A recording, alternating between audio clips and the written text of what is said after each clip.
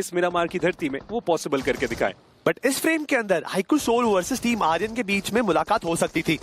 हमने देखा टीम आर्यन के एक प्लेयर आसपास से ही रोटेट करते हुए गए। डिवोटी टाइमली यहां से भागना पड़ेगा, थोड़ा सा ट्रैफिक रास्ते बीच में, बट यस उन्होंने अपने प्लेयर को स्पॉट करा सामने वाले खिलाड़ी को, और डिवोटी अब भागने की कोशिश कर रहे हैं। हाथ में ग्रेनेड है, ये ग्रेनेड दिक्कत में ला सकता है गॉब्लिन को ध्यान देना पड़ेगा कि यही हरकत होती है जो गॉब्लिन को परेशान करती है। बट इस बार टाइमली उन्होंने नॉक निकाला है।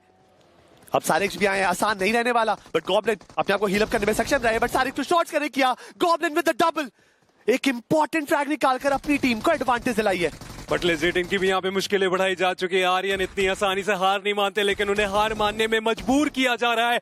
आर्यन अब खुद रहेंगे अपनी टीम की तरफ से, जो इस फाइट को जीतना चाहते हैं, अपनी टीम को संभालना चाहते हैं, उस ओवरऑल स्टैंडिंग में जंप चाहते हैं। और फाइट 1v1 की तरफ यहाँ पे आ चुकी है। नकुल बैटमैन अपनी टीम को पहले रिवाइव देने का यहाँ पे डिसीजन लेते हुए सामने भी, और रिवाइवल का प्रोसीजर फिलहाल नहीं चल रहा है। आर्यन माइक्रोजी के साथ जरूर है, लेकिन अच्छी कवर हाइकू सोल के लिए कि उन्होंने अपने एक खिलाड़ी को रिवाइवल दे दिया। आर्यन अटैक करना चाह रहे हैं, नकुल अभी भी वो टाइम डिमांड कर रहे। डीबीएस उनके हाथ में, स्लोली आगे बढ़ने का वो चांस। डैमेज यहाँ पे इनिशियल दिया गया, गन पे स्विच की हमें देखने को मिल रहा है। ये काफी अच्छा डिसीजन, आर्यन को पता है वहां पे डैमेज दिया गया, लेकिन उसके बाद भी हाइकू सोल इस फाइट को हमें जीतते हुए देखने को मिल जाएंगे।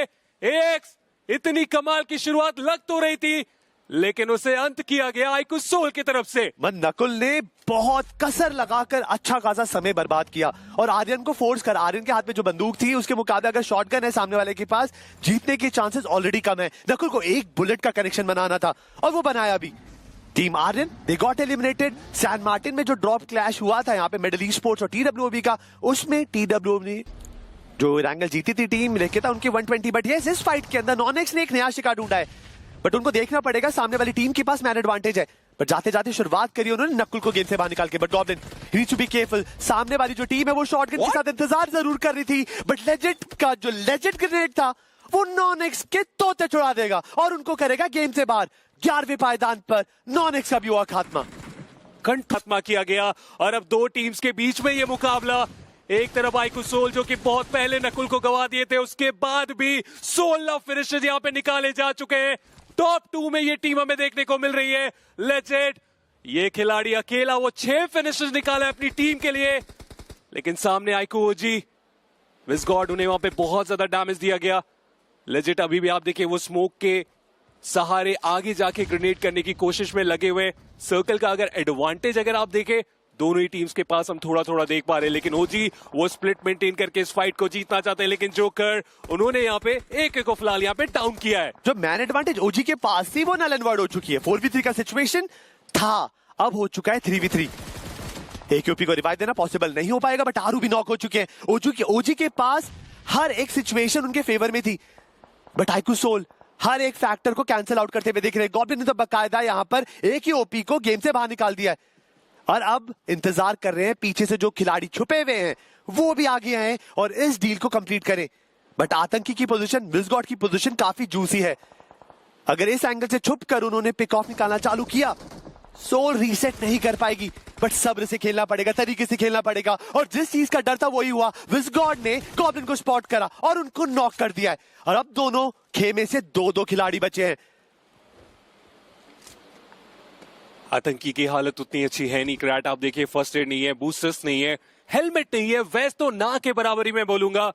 एमोज में भी यहाँ पे कमी हो चुकी है। आखिरी वो कुछ एमोज हमें देखने को मिल रहे हैं उनके स्कारल में, और ऐसे में लॉन्ग रेंज फाइट के लिए आतंकी बिल्कुल भी तैयार नहीं। और ऐसे में सर्कल का शिफ्ट अगर ओजी से दूर गया तो भूल जाइए, चिकन डिनर हमें इनकी तरफ आता हुआ देखने को मिलेगा। एक एमोज बहुत ज्यादा कीमती है, लेकिन उसके बाद भी गॉब्लिन बहुत ज्यादा ऑफ गार्ड, और उसके कारण वो एक अच्छी ओपनिंग बनाई जा चुकी है इस आखिर के मोड़ में।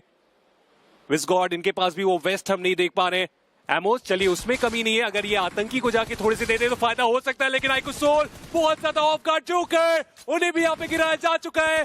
इसका मतलब इकलौता वो खिलाड़ी लेजेंड क्या यहाँ पे एक चिकन डिनर निकाल के जा सकते हैं, क्योंकि हाइकू ओजी वो अपने नंबर्स के साथ यहाँ पे तैयार है, लेकिन वेपन उसमें हमें अपग्रेड होता हुआ देखने को मिलेगा। अगर ये अच्छे से कंट्रोल किया गया तो एक आसान सा चिकन डिनर रहेगा, लेकिन ग्रेनेड उसके कारण लेजेंड को बहुत ज्यादा डैमेज, और ये डिसाइडर ग्रेनेड हमें जाता हुआ देखने को मिलेगा।